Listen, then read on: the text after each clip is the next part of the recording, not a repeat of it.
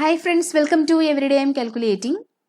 ഈ വീഡിയോയിൽ നമ്മളൊരു പ്രീവിയസ് ഇയർ ക്വസ്റ്റ്യൻ പേപ്പറാണ് ഡിസ്കസ് ചെയ്യുന്നത്. 2023 നടന്ന assistant prison officer, female assistant prison officer പരീക്ഷയുടെ ചോദ്യപേപ്പറിൽ നിന്നുള്ള കുറച്ച് ചോദ്യങ്ങളും അവയുടെ റിലേറ്റഡ് ഫാക്ട്സുമാണ് നമ്മൾ നോക്കാനായി പോകുന്നത്. Question paper code 30/2023. ചോദ്യങ്ങളിലേക്ക് കടക്കും മുൻപായി ചാനൽ ആദ്യമായി കാണുന്നവരുണ്ടെങ്കിൽ ഒന്ന് സബ്സ്ക്രൈബ് ചെയ്തേക്കുക. ക്ലാസ് ഇഷ്ടമായാൽ മാത്രം വീഡിയോ ഒന്ന് ലൈക്ക് കൂടി ചെയ്യുക. ചോദ്യങ്ങളിലേക്ക് കടക്കാം.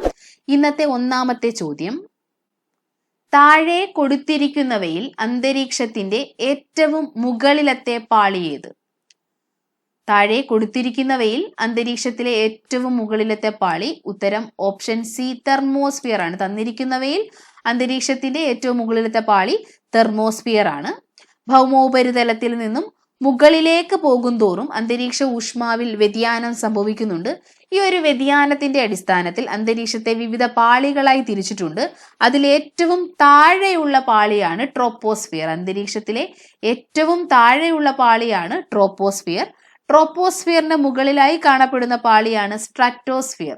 ട്രോപ്പോസ്ഫിയറിന് മുകളിലായി സ്ട്രാറ്റോസ്ഫിയർ. സ്ട്രാറ്റോസ്ഫിയറിന് മുകളിലായിട്ട് മീസോസ്ഫിയർ എന്ന പാളിയാണ്. സ്ട്രാറ്റോസ്ഫിയറിന് മുകളിലായിട്ട് മീസോസ്ഫിയർ എന്ന പാളിയാണ്. മീസോസ്ഫിയറിന് മുകളിലായി കാണപ്പെടുന്ന പാളിയാണ് തെർമോസ്ഫിയർ. മീസോസ്ഫിയറിന് മുകളിലായിട്ട് തെർമോസ്ഫിയർ. ഈ തെർമോസ്ഫിയറിന് മുകളിലായിട്ട് കാണപ്പെടുന്ന പാളിയാണ് എക്സോസ്ഫിയർ. അപ്പോൾ അന്തരീക്ഷത്തിലെ ഏറ്റവും മുകളിലത്തെ പാളി എക്സോസ്ഫിയർ ആണ്. എന്നാൽ ഈ തന്നിരിക്കുന്നവയുടെ കൂട്ടത്തിൽ ഏറ്റവും മുകളിലത്തെ പാളി തെർമോസ്ഫിയർ ആയിരുന്നു. ഇതുകൂടാതെ അയണോസ്ഫിയർ എന്നൊരു പാളി കൂടിയുണ്ട്. എന്താണ് അയണോസ്ഫിയർ? തെർമോസ്ഫിയറിന്റെ താഴ്ഭാഗത്തായിട്ട് അയോണുകൾ അല്ലെങ്കിൽ ചാർജുള്ള കണികകൾ ധാരാളമായി കാണപ്പെടുന്ന ഭാഗത്തിനെ വിളിക്കുന്ന പേരാണ് അയണോസ്ഫിയർ. തെർമോസ്ഫിയറിന്റെ താഴ്ഭാഗത്തായിട്ട് അയോണുകൾ അല്ലെങ്കിൽ ചാർജുള്ള കണികകൾ ധാരാളമായി കാണപ്പെടുന്ന ഭാഗത്തിനെ വിളിക്കുന്ന പേരാണ് അയണോസ്ഫിയർ. അപ്പോൾ അന്തരീക്ഷത്തിലെ ഏറ്റവും മുകളിലത്തെ പാളി ഏതാണ്? എക്സോസ്ഫിയർ ആണ്. അടുത്ത ചോദ്യം: പർവേസ് മുഷാറഫ് ഏത് രാജ്യത്തിന്റെ മുൻ പട്ടാള മേധാവിയും പ്രസിഡന്റുമായിരുന്നു? ഉത്തരം ഓപ്ഷൻ ബി, പാകിസ്ഥാൻ. പർവേസ് മുഷാറഫ് പാകിസ്ഥാന്റെ മുൻ പട്ടാള മേധാവിയും പ്രസിഡന്റും ആയിരുന്നു. അടുത്ത ചോദ്യം: ഇന്ത്യയിൽ 1991 മുതൽ നടപ്പിലാക്കിയ സാമ്പത്തിക പരിഷ്കാരങ്ങളിൽ പെടാത്തത് ഏത്? ഉത്തരം ഓപ്ഷൻ ബി ആണ്, ഭൂപരിഷ്കരണമാണ്. ഇന്ത്യയിൽ 1991 മുതൽ നടപ്പിലാക്കിയ സാമ്പത്തിക പരിഷ്കാരങ്ങളിൽ പെടാത്തത്. ഇന്ത്യയിൽ 1991 മുതൽ നടപ്പിലാക്കിയ പുത്തൻ സാമ്പത്തിക പരിഷ്കാരങ്ങളിൽ പെടുന്നവയാണ് സ്വകാര്യവൽക്കരണം, ആഗോളവൽക്കരണം, ഉദാരവൽക്കരണം എന്നിവ. ഇന്ത്യയിൽ 1991 മുതൽ നടപ്പിലാക്കിയ പുത്തൻ സാമ്പത്തിക പരിഷ്കാരങ്ങളിൽ പെടുന്നവയാണ് സ്വകാര്യവൽക്കരണം, ആഗോളവൽക്കരണം, ഉദാരവൽക്കരണം എന്നിവ. പുത്തൻ സാമ്പത്തിക പരിഷ്കാരങ്ങൾ നടപ്പിലാക്കുന്ന കാലത്ത് ഇന്ത്യയുടെ പ്രധാനമന്ത്രി PV നരസിംഹറാവു ആണ്. പുത്തൻ സാമ്പത്തിക പരിഷ്കാരങ്ങൾ നടപ്പിലാക്കുന്ന കാലത്ത് ഇന്ത്യയുടെ പ്രധാനമന്ത്രി PV നരസിംഹറാവു ആയിരുന്നു. ആ സമയത്ത് ഇന്ത്യയുടെ ധനകാര്യമന്ത്രി മൻമോഹൻ സിംഗ് ആയിരുന്നു. പുത്തൻ സാമ്പത്തിക പരിഷ്കാരങ്ങൾ നടപ്പിലാക്കുന്ന സമയത്ത് ഇന്ത്യയുടെ ധനകാര്യമന്ത്രിയായിരുന്നത് മൻമോഹൻ സിംഗും ഇന്ത്യയുടെ പ്രധാനമന്ത്രിയായിരുന്നത് PV നരസിംഹറാവുവുമാണ്. അടുത്ത ചോദ്യം: ഇന്ത്യയിലെ 2023-2024 വർഷത്തിലെ കേന്ദ്ര ബജറ്റിൽ പ്രഖ്യാപിച്ചിട്ടുള്ളതിൻ പ്രകാരം ഓരോ വിഭാഗത്തിലുമുള്ള സർക്കാർ ചിലവ് താഴെ തന്നിരിക്കുന്ന പട്ടികയിൽ നിന്ന് ചേരുംപടി ചേർക്കുക. ശരിയായ ഉത്തരം ഓപ്ഷൻ എ ആണ്. പ്രതിരോധം 8%, സബ്സിഡികൾ 7%, പെൻഷനുകൾ 4%, പലിശ തിരിച്ചടവ് 20% എന്നിങ്ങനെയാണ്. ഇന്ത്യയിലെ 2023-24 വർഷത്തിലെ കേന്ദ്ര ബജറ്റിൽ പ്രഖ്യാപിച്ചിട്ടുള്ളതിൻ പ്രകാരം ഓരോ വിഭാഗത്തിലുമുള്ള സർക്കാർ ചിലവ് പ്രതിരോധം 8%, സബ്സിഡികൾ 7%, പെൻഷനുകൾ 4%, പലിശ തിരിച്ചടവ് 20% എന്നിങ്ങനെയാണ്. അടുത്ത ചോദ്യം: ഭാരതീയ റിസർവ് ബാങ്കിനെ സംബന്ധിച്ച് താഴെ പറയുന്ന പ്രസ്താവനകളിൽ ശരിയായവ തിരഞ്ഞെടുക്കുക. ഒന്നാമത്തെ പ്രസ്താവന 1935 സ്ഥാപിതമായി എന്നതാണ്. ശരിയായ പ്രസ്താവനയാണ്. 1 രൂപ മുതൽ എല്ലാ നോട്ടുകളും പുറത്തിറക്കുന്നു എന്ന പ്രസ്താവന തെറ്റാണ്.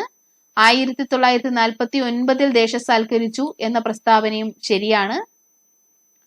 ആസ്ഥാനം മുംബൈ ആണ് എന്ന പ്രസ്താവനയും ശരിയാണ്. അപ്പോൾ ഭാരതീയ റിസർവ് ബാങ്കിനെ സംബന്ധിച്ച് താഴെ പറയുന്ന പ്രസ്താവനകളിൽ ശരിയായവ 1, 3, 4 എന്നിവയാണ്. അപ്പൊ ശരിയായ ഉത്തരം ഓപ്ഷൻ സി 1, 3, 4 എന്നിവ ശരിയാണ്. 1934 RBI ആക്ട് പ്രകാരം 1935 ഏപ്രിൽ 1 RBI രൂപം കൊണ്ടത്. 1934 RBI ആക്ട് പ്രകാരം 1935 ഏപ്രിൽ 1 RBI സ്ഥാപിതമായത്. 1949 ജനുവരി 1 RBI ദേശസാൽക്കരിക്കപ്പെട്ടത്. 1949 ജനുവരി 1 RBI ദേശസാൽക്കരിക്കപ്പെട്ടത്.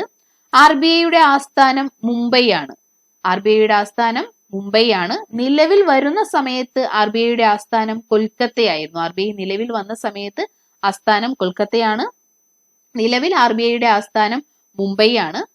അപ്പൊ തെറ്റായിട്ടുണ്ടായിരുന്ന പ്രസ്താവന രണ്ടാമത്തെ പ്രസ്താവനയാണ്. ഇന്ത്യയിൽ 1 രൂപ നോട്ടുകളും നാണയങ്ങളും ഒഴികെയുള്ള എല്ലാ കറൻസിയുമാണ് RBI പുറത്തിറക്കുന്നത്. 1 രൂപ നോട്ടും നാണയങ്ങളും ഒഴികെയുള്ള എല്ലാ കറൻസിയും പുറത്തിറക്കുന്നത് RBI ആണ്. 1 രൂപ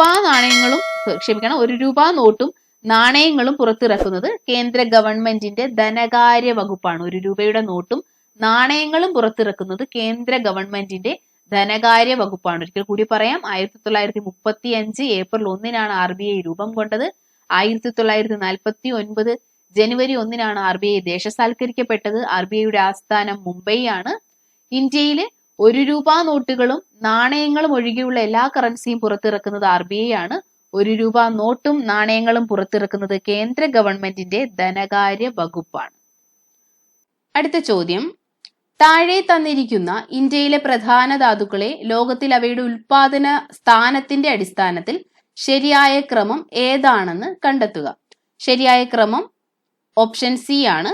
അഭ്രം അല്ലെങ്കിൽ മൈക്ക, അത് കഴിഞ്ഞിട്ട് കൽക്കരി, അത് കഴിഞ്ഞ് ഇരുമ്പയിര്, പിന്നീട് മാംഗനീസ് എന്നതാണ് ശരിയായ ക്രമം. അടുത്ത ചോദ്യം, ഇന്ത്യയിലെ പഞ്ചവത്സര പദ്ധതികളുമായി ബന്ധപ്പെട്ട് താഴെ പറയുന്ന പ്രസ്താവനകളിൽ ശരിയായവ ഏത്? ആസൂത്രണ കമ്മീഷൻ 1950 സ്ഥാപിക്കപ്പെട്ടു എന്നത് ശരിയായ പ്രസ്താവനയാണ്. 1-ാം പഞ്ചവത്സര പദ്ധതി കാർഷിക മേഖലയ്ക്ക് പ്രാധാന്യം നൽകി എന്നത് 2022-23 വർഷം നടന്നുകൊണ്ടാണ് എന്ന പ്രസ്താവന തെറ്റാണ്. സമത്വം പഞ്ചവത്സര പദ്ധതിയുടെ പ്രധാന ലക്ഷ്യമാണ് എന്നതും ശരിയായ പ്രസ്താവന തന്നെയാണ്. അപ്പോൾ ശരിയായിട്ടുള്ള പ്രസ്താവനകൾ 1, 2, 4 എന്നിവയാണ്. ശരിയായ ഉത്തരം ഓപ്ഷൻ സി ആണ്. 3-ാമത്തെ പ്രസ്താവന തെറ്റാണ്. ഇന്ത്യയിൽ ഏറ്റവും അവസാനം നടപ്പിലാക്കിയിട്ടുള്ള പഞ്ചവത്സര പദ്ധതി എന്ന് പറയുന്നത് 12-ാമത്തെ പഞ്ചവത്സര പദ്ധതിയാണ്. അതിനുശേഷം പഞ്ചവത്സര പദ്ധതികൾ ഉണ്ടായിട്ടില്ല.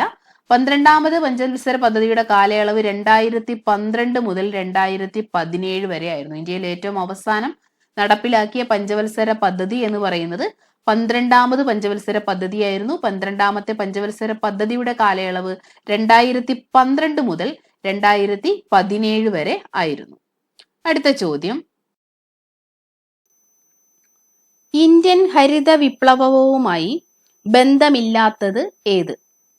ഇവയിൽ ഇന്ത്യൻ ഹരിത വിപ്ലവവുമായി ബന്ധമില്ലാത്തത് ഓപ്ഷൻ ഡി ആണ്. ഡോക്ടർ വർഗീസ് കുര്യൻ ആണ്. ഡോക്ടർ വർഗീസ് കുര്യൻ ഇന്ത്യൻ ധവള വിപ്ലവത്തിന്റെ പിതാവാണ്. ഡോക്ടർ വർഗീസ് കുര്യൻ ഇന്ത്യൻ ധവള വിപ്ലവത്തിന്റെ പിതാവാണ്. ഇന്ത്യൻ ഹരിത വിപ്ലവത്തിന്റെ ഉപജ്ഞാതാവ് എന്നറിയപ്പെടുന്ന വ്യക്തിയാണ് ഡോക്ടർ MS സ്വാമിനാഥൻ. ഇന്ത്യൻ ഹരിത വിപ്ലവത്തിന്റെ പിതാവ് എന്നറിയപ്പെടുന്ന വ്യക്തിയാണ് ഡോക്ടർ MS സ്വാമിനാഥൻ. ഇന്ത്യയിൽ ഹരിത വിപ്ലവം ആരംഭിച്ച സമയത്തെ കേന്ദ്ര കൃഷി മന്ത്രിയാണ് സി സുബ്രഹ്മണ്യം. ഇന്ത്യയിൽ ഹരിത വിപ്ലവം ആരംഭിച്ച സമയത്തെ കേന്ദ്ര കൃഷി മന്ത്രിയാണ് സി സുബ്രഹ്മണ്യം. അത്യുൽപാദന ശേഷിയുള്ള വിത്തിനങ്ങൾ, ജലസേചന സൗകര്യങ്ങൾ, കീടനാശിനികൾ, രാസവളങ്ങൾ, ട്രാക്ടറുകൾ എന്നിവയുടെ ഉപയോഗത്തിലൂടെ കാർഷിക ഉൽപാദനത്തിൽ ഉണ്ടായ ഗണ്യമായ പുരോഗതിയെയാണ് ഹരിത വിപ്ലവം എന്ന് വിളിക്കുന്നത്.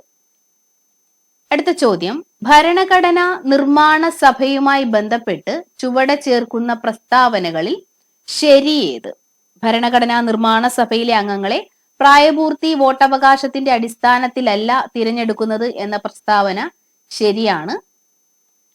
എല്ലാ മതത്തിലെയും പ്രതിനിധികൾ ഭരണഘടനാ നിർമ്മാണ സഭയിൽ ഉണ്ടായിരുന്നു എന്ന പ്രസ്താവനയും ശരി തന്നെയാണ്.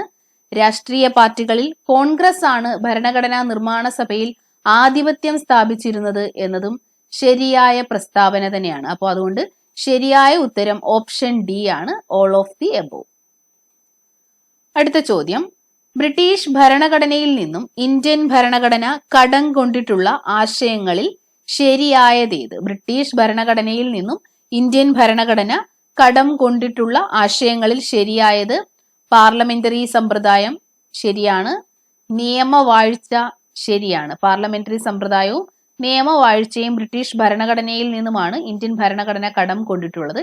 എന്നാൽ മൗലിക അവകാശങ്ങൾ USA ഭരണഘടനയിൽ നിന്നുമാണ് ഇന്ത്യൻ ഭരണഘടന കടം കൊണ്ടിട്ടുള്ളത്. പാർലമെന്ററി സമ്പ്രദായവും നിയമവാഴ്ചയും ബ്രിട്ടന്റെ ഭരണഘടനയിൽ നിന്നാണ് കടമെടുത്തിട്ടുള്ളത്.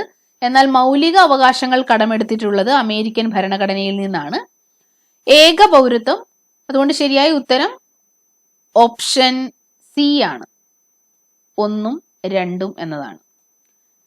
ഏക പൗരത്വം, നിയമസമത്വം, റിട്ടുകൾ, ദ്വിമണ്ഡല സമ്പ്രദായം എന്നിവയൊക്കെ ബ്രിട്ടന്റെ ഭരണഘടനയിൽ നിന്നുമാണ് കടമെടുത്തിട്ടുള്ളത്. പാർലമെന്ററി സമ്പ്രദായം, നിയമവാഴ്ച, ഏക പൗരത്വം, നിയമസമത്വം, റിട്ടുകൾ, ദ്വിമണ്ഡല സമ്പ്രദായം എന്നിവയെല്ലാം ബ്രിട്ടന്റെ ഭരണഘടനയിൽ നിന്നുമാണ് ഇന്ത്യൻ ഭരണഘടന കടമെടുത്തിട്ടുള്ളത്. എന്നാൽ ആമുഖം, മൗലിക അവകാശങ്ങൾ, ജുഡീഷ്യൽ റിവ്യൂ, രാഷ്ട്രപതിയുടെ ഇംപീച്ച്മെന്റ്, സ്വതന്ത്രമായ നീതിന്യായ വ്യവസ്ഥ എന്നിവയെല്ലാം ഇന്ത്യൻ ഭരണഘടന കടമെടുത്തിരിക്കുന്നത് അമേരിക്കൻ ഭരണഘടനയിൽ നിന്നുമാണ്. മൗലിക അവകാശങ്ങൾ, ആമുഖം, ജുഡീഷ്യൽ റിവ്യൂ, രാഷ്ട്രപതിയുടെ ഇംപീച്ച്മെന്റ്, സ്വതന്ത്രമായ നീതിന്യായ വ്യവസ്ഥ എന്നിവയെല്ലാം അമേരിക്കൻ ഭരണഘടനയിൽ നിന്നുമാണ് കടമെടുത്തിട്ടുള്ളത്. അപ്പോൾ ഈ ഒരു വീഡിയോ നിങ്ങൾക്ക് ഉപകാരപ്രദമായി എന്ന് വിശ്വസിക്കുന്നു. മറ്റൊരു ക്ലാസ്സുമായി വീണ്ടും കാണാം.